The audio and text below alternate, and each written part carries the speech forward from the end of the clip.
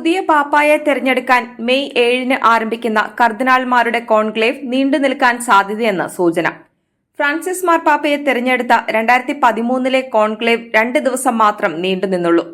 ആധുനിക ചരിത്രത്തിലെ ഏറ്റവും ചെറിയ കോൺക്ലേവുകളിൽ ഒന്നായിരുന്നു അത്. 2005-ൽ നടന്ന കോൺക്ലേവിൽ കർദിനാൾ റാറ്റ്സിംഗർ ബെനഡിക്ട് 16 മാർപ്പാപ്പയായി തെരഞ്ഞെടുക്കപ്പെട്ടത് 4 ദിവസത്തിനുള്ളിലായിരുന്നു. ഇപ്പോഴത്തെ കോൺക്ലേവ് 2013-ൽ ഫ്രാൻസിസ് മാർപ്പാപ്പയെ തെരഞ്ഞെടുത്ത താരതമ്യേന ഹ്രസ്വമായ കോൺക്ലേവിനേക്കാൾ കൂടുതൽ നാൾ നീണ്ടുനിൽക്കുമെന്ന് പ്രതീക്ഷിക്കുന്നതായി ജർമ്മനിയിലെ കൊളോൺ ആർച്ച് ബിഷപ്പ് കർദിനാൾ റെയ്നർ മരിയ വോൾക്കി പറഞ്ഞു. കഴിഞ്ഞ തവണത്തേതിന് സമാനമായ സാഹചര്യം ഇത്തവണ ഉണ്ടാകാൻ സാധ്യത കുറവാണെന്ന് കർദിനാൾ റെയ്നർ മരിയ ഉറപ്പിച്ചു പറയുന്നു. കോൺക്ലേവ് നീണ്ടുപോകാമെന്ന് താൻ പറഞ്ഞത് ഒരുപക്ഷെ തെറ്റാണെന്ന് തെളിയിക്കപ്പെടാമെന്നും അതിൽ താൻ സന്തോഷിക്കുകയേ ചെയ്യുകയുള്ളൂവെന്നും അദ്ദേഹം പറഞ്ഞു. 2012-ൽ കർദിനാളായ വോൾക്കി രണ്ടാമത്തെ കോൺക്ലേവിനുള്ള തയ്യാറെടുപ്പിനിടെയാണ് ഇക്കാര്യം വ്യക്തമാക്കിയത്.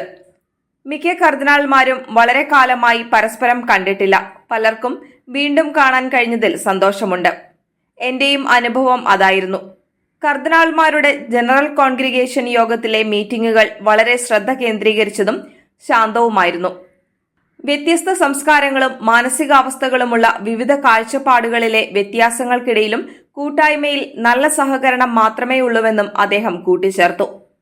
സുവിശേഷവൽക്കരണം, സിനഡാലിറ്റി, വർദ്ധിച്ചുവരുന്ന മതേതരവൽക്കരണം, കൃത്രിമ ബുദ്ധിയുടെ ധാർമ്മിക പ്രത്യാഘാതങ്ങൾ, നടന്നുകൊണ്ടിരിക്കുന്ന യുദ്ധങ്ങൾ, സാമൂഹികവും രാഷ്ട്രീയവുമായ ധ്രുവീകരണം, സ്വേച്ഛാധിപത്യങ്ങൾ, ജനാധിപത്യ വെല്ലുവിളികൾ എന്നിവയുൾപ്പെടെയുള്ള വിഷയങ്ങൾ കർദിനാൾമാർ അഭിസംബോധന ചെയ്യുന്നുണ്ടെന്നും കർദിനാൾ വോൾക്കി പറയുന്നു.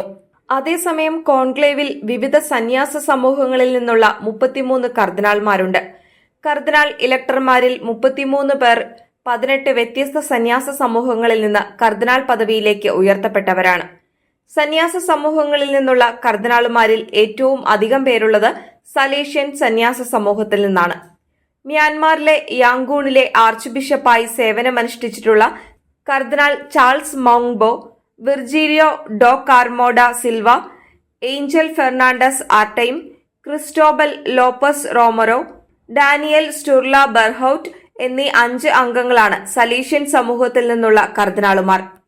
കോൺക്ലേവിൽ പങ്കുചേരുന്ന 4 പേർ ഓർഡർ ഓഫ് ഫ്രിയേഴ്സ് മൈനർ എന്ന സമൂഹത്തിൽ നിന്നുള്ളവരാണ്.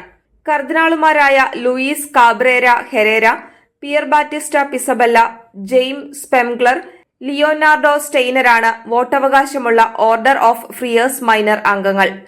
ഫ്രാൻസിസ് പാപ്പ അംഗമായിരുന്ന ജെസ്യൂട്ട് സന്യാസ സമൂഹത്തിൽ നിന്നുള്ള 4 പേരും കോൺക്ലേവിൽ പങ്കെടുക്കുന്നുണ്ട്.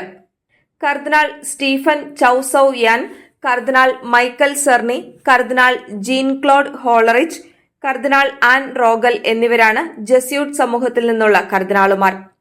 ഡൊമിനിക്കൻ സന്യാസ സമൂഹത്തിൽ നിന്നുള്ള കർദിനാളുമാരായ Timothy Radcliffe, Jean Paul Vesco, Redemptorist സന്യാസ സമൂഹത്തിൽ നിന്നുള്ള കർദിനാൾമാരായ Mykola Bychok, Joseph Tobin, Divine Word missionary സമൂഹാംഗങ്ങളായ കർദിനാൾമാരായ ടാർസിസിയോ കിഗുച്ചി, ലാഡിസ്ലാവ് നെമെറ്റ്, മറ്റ് നിരവധി കോൺഗ്രിഗേഷനുകളിൽ നിന്നുള്ളവരും കോൺക്ലേവിൽ പങ്കെടുക്കും.